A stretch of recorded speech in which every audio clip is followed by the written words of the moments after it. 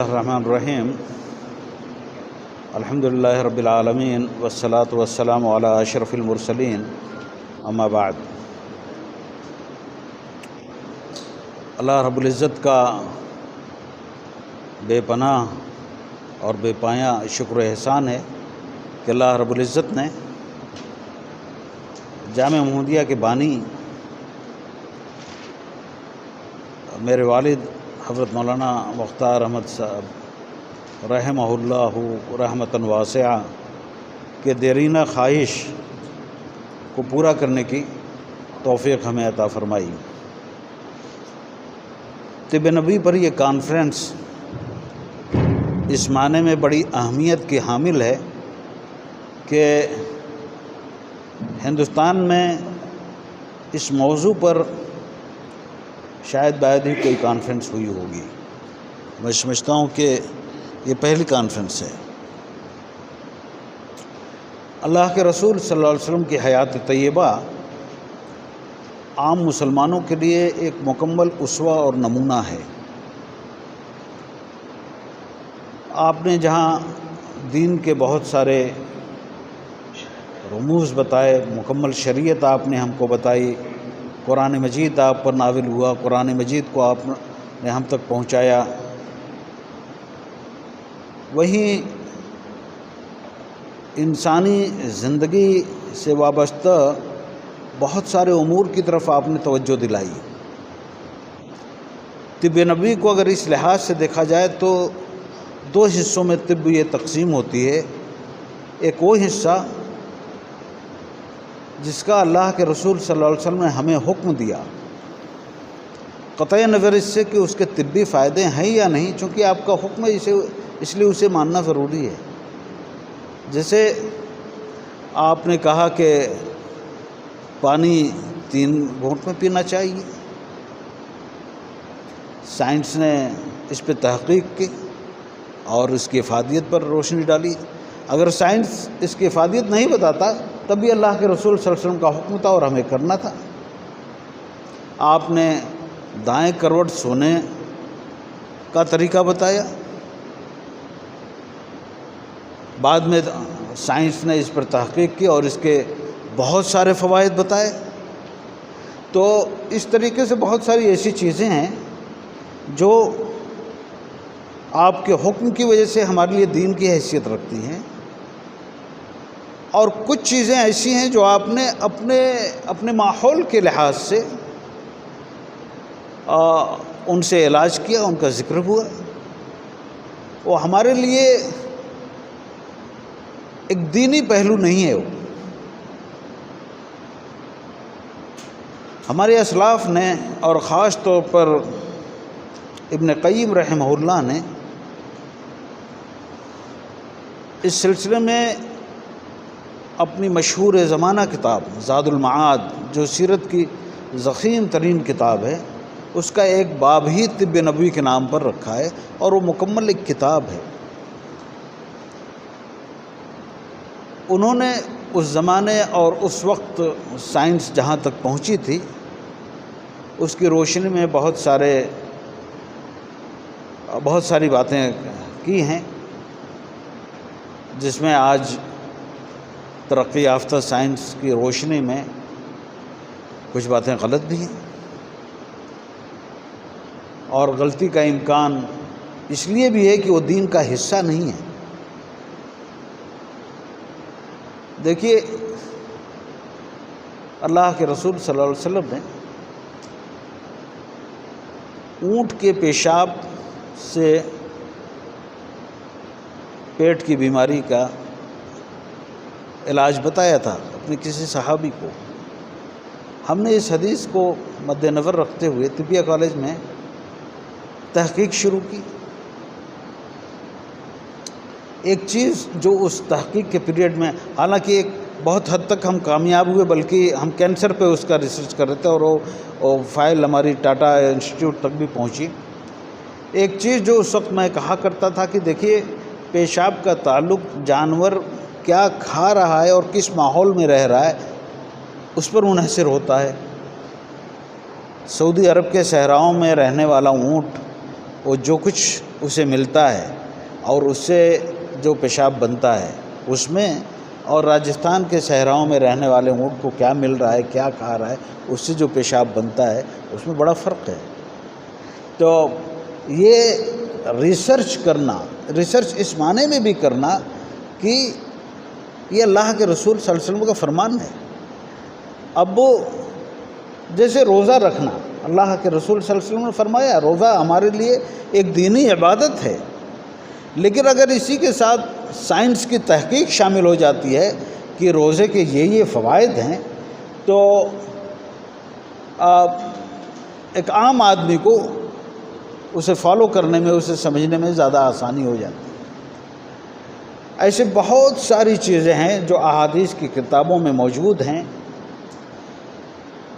اور مرور زمانہ کے ساتھ ساتھ جیسے دینی معاملات میں بہت ساری موضوع اور ضعیف حدیثیں آئیں، اسی طریقے سے طب نبوی کے باب میں بھی بہت ساری من گھڑت چیزیں شامل کر لی گئیں۔ تو ضرورت اس بات کی تھی کہ طب نبوی پر باقاعدہ ریسرچ کی جائے، ایک تو اس لحاظ سے کہ اس میں کون سی باتیں براہ راست اللہ کے رسول صلی اللہ علیہ وسلم سے ثابت ہیں اور کون سی باتیں من گھڑت اور موضوع شامل کر لی گئی ہیں۔ دوسرے اس لحاظ سے بھی ضرورت ہے کہ اللہ کے رسول صلی اللہ علیہ وسلم نے جو باتیں بتائی ہیں، اب اس وقت جب ہر طرف ہر چہار سو سائنس کا چرچا ہے، تو ہم اسے سائنس کے پیمانے پہ بھی چیک کریں، تاکہ یہ ایک بڑا کام جو ہمارے ماحول میں خاص طور پر ہندوستان میں نہیں ہوا ہے، یہ ایک علمی انداز سے یہ پورا ہو۔ اس سلسلے میں انشاءاللہ یہ اعلامیہ آپ تک پہنچے گا۔ ہمارے پاس مصر سے احمد جعفر حجازی، جو طب نبوی کے بہت ہی معروف عالمی اسکالر ہیں، کئی ایک بحثیں اور کئی ایک مقالات ان کے اس سلسلے میں شائع ہو چکے ہیں، وہ انشاءاللہ آج شام تک منصورہ پہنچ جائیں گے۔ سعودی عرب سے ہمارے پاس فائز محمد الکثامی ہیں۔ شہد چونکہ طب نبوی اور طب نبوی کا ایک بہت اہم نام ہے، شہد پر ان کے بے شمار تحقیقات ہیں، بلکہ انہیں شہد کا ماہر کہا جا رہا ہے۔ یہ تشریف لا چکے ہیں انشاءاللہ۔ فائز محمد الکثامی، فائز محمد الکثامی مکہ مکرمہ سے تشریف لا رہے ہیں۔ اسی طریقے سے بنگلہ دیش سے ڈاکٹر رئیس الدین صاحب تشریف لا رہے ہیں۔ سری لنکا سے سید محمد نور الدین صاحب تشریف لا رہے ہیں۔ تو یہ کانفرنس انشاءاللہ ایک انٹرنیشنل کانفرنس ہوگی، بہت ہی اس فن کے بڑے ماہرین تشریف لا رہے ہیں، اور انشاءاللہ میں سمجھتا ہوں کہ یہ کانفرنس نتیجہ خیز کانفرنس ثابت ہوگی۔ اب تک ہمارے پاس 600 سے زائد مقالے آ چکے ہیں۔ 600 طب نبوی کے عنوان پر 600 مقالے موجود ہیں، اور ان کا ایک اختصاریہ ہم نے پرنٹ بھی کر لیا ہے۔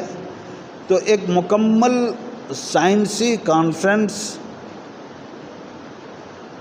کل اور پرسوں اور نرسوں 11 اور 12 دسمبر کو انشاءاللہ منعقد ہونے جا رہی ہے، جو میں سمجھتا ہوں کہ علمی دنیا کے لیے ایک بڑی کارآمد چیز ہے، اور ہم مسلمانوں کے لیے اس معنی میں بھی بڑی بابرکت چیز ہے کہ یہ بہرحال اللہ کے رسول صلی اللہ علیہ وسلم کے نام کے ساتھ منسوب ہے۔ یہ میرا خیال ہے کہ آپ یہ ساری معلومات اس میں موجود ہیں، آپ دے دی گئی ہیں نا، تو اگر آپ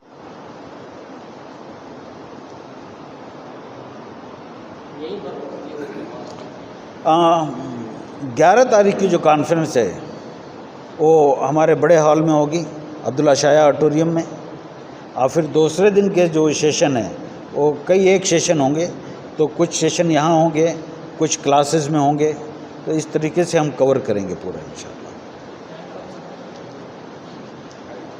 کیا چیز؟ صبح 10 بجے سے، صبح 10 بجے سے 11 تاریخ کو صبح 10 بجے سے انشاءاللہ ہوگا۔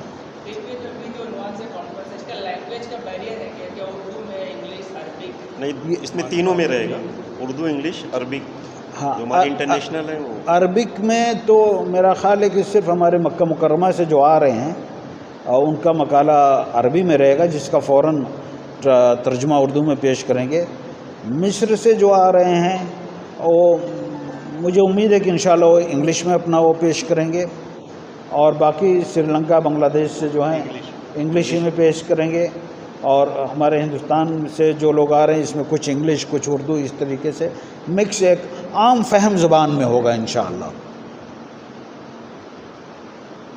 جو ریسرچ اسکالرز پیپر پریزنٹ کریں گے ان کے پیپرز کہاں پبلش ہوں گے؟ پبلش ہوئے ہیں نا، ابھی آئے نہیں۔ پبلش کہاں پہ ہونے؟ کیا ہمارا کالج ایک جریدہ شائع کرے گا یا کسی انٹرنیشنل پبلشر کے تھرو اس کو پبلش کیا جائے گا؟ ابھی جو ہمارا ابسٹریکٹ بکلیٹ ہے وہ تو شو کر دیجیے اس کانفرنس کا نہیں، وہ بھی جی۔ تو اس کو ہم ابھی اختصاریہ جو بولتے ہیں یا مقالے کا ابسٹریکٹ کا سوینئر بک ہے وہ پبلش کالج کرے گا، اور کانفرنس کے بعد ہم اس میں سے سلیکٹڈ جو پیپر ہوں گے یا جو لوگ بھیجیں گے وہ لیب انٹرنیشنل کے لمبرٹ انٹرنیشنل سے ہماری بات چل رہی ہے، تو انشاءاللہ ہم وہاں سے پبلش کرائیں گے۔ ایجپٹ سے جو ہمارے اسکالر آ رہے ہیں ان کے موسٹلی ان کے مقالے انٹرنیشنل اس میں پبلش ہوتے رہتے ہیں۔ جتنے بھی یونانی کالجز ہیں وہاں سے پی جی اسکالر اور پی جی ٹیچرز بھی آ رہے ہیں، کل ملا کر ہو سکتا ہے ہمارے پاس انشاءاللہ 200 سے 250 پی جی اسٹوڈنٹ اور پی جی ٹیچرس آ رہے ہیں۔ اور ہندوستان میں یہ پوری معلومات 1 منٹ کے اندر آپ دے دیجیے، یوٹیوب پہ آ جائے گی، یہ پوری ترتیب کیا ہے؟ کوئی بھی ایک دے دیجیے۔ السلام علیکم ورحمۃ اللہ، میرا نام جاوید احمد خان ہے، میں محمدیہ طبیہ کالج میں ایز اے اسسٹنٹ پروفیسر امراض اذن انف حلق و اسنان میں کام کر رہا ہوں۔ میں اس کانفرنس میں ایز اے کنوینر کے طور پر اس پروگرام کو دیکھ رہا ہوں۔ تو ہمارا جو دو روزہ انٹرنیشنل کانفرنس ہے اس کی افتتاح کا جو ٹائمنگ ہے وہ 10 بجے ہوگا۔ 10 بجے سے افتتاحیہ پروگرام ہے، اور اس میں central council of research institute government of India doctor N Zaheer کر کے وہ ہمارے چیف گیسٹ ہوں گے، اور وہ 10 بجے سے افتتاحیہ پروگرام ہمارا 11 بجے تک فرسٹ سیشن ہوگا، انائگرل سیشن ہوگا۔ دوسرا پروگرام اس کے بعد ہائی ٹی بریک ہے، پھر اس کے بعد میں فرسٹ سائنٹیفک سیشن ہوگا جس میں ہمارے مصر، سعودیہ اور سری لنکا اور national research institute of Unani medicine skin disorder Hyderabad کے ڈائریکٹر ہیں ان کی اسپیچ ہوگی۔ اس کے بعد میں پھر دوسرا پروگرام جو ہوگا سائنٹیفک سیشن، اس میں ڈاکٹر رضی الاسلام ندوی صاحب، پروفیسر قمر الدین صاحب، national research institute of Unani medicine for skin disorder Hyderabad, doctor professor Badruddoja صاحب، Ajmal Khan Tibbia college Aligarh Muslim university علی گڑھ، پروفیسر احسن فاروقی صاحب HOD ڈپارٹمنٹ آف معالجات P G government Nizamia Tibbia college Hyderabad, ان کے اسپیچز ہوں گے۔ اس کے بعد میں سیکنڈ ڈے کا جو شیڈول ہے وہ اس میں ہمارا شریعہ آڈیٹوریم میں سائنٹیفک سیشن ہوگا، اور اس کے وہ 3 سیشن ہوں گے جس میں مختلف جو انسٹیٹیوٹ ہیں جیسے national institute of Unani medicine Bangalore, central research institute of CRI Srinagar, پھر اس کے بعد میں national institute of Unani medicine for skin disorder Hyderabad, Ajmal Khan Tibbia college Aligarh, اور Syed Zia ul-Hasan government Unani medical college Bhopal, state Unani medical college Allahabad and Prayag راج، اور हिंदुस्तान के मुख्तलिफ तिब्बिया कॉलेज के तलबा, पीजी स्कॉलर्स और टीचर्स उसमें शरीक होंगे और उनके मकालाजात पढ़े जाएंगे। जी बस, और शुक्रिया। यूनिवर्सिटी के प्रो वाइस चांसलर साहब उसके चीफ गेस्ट होंगे इंशाअल्लाह। कह रहा हूँ कि शहर मालेगांव के लिए ये इंशाअल्लाह नहीं कर रहे एक सर। बहुत ही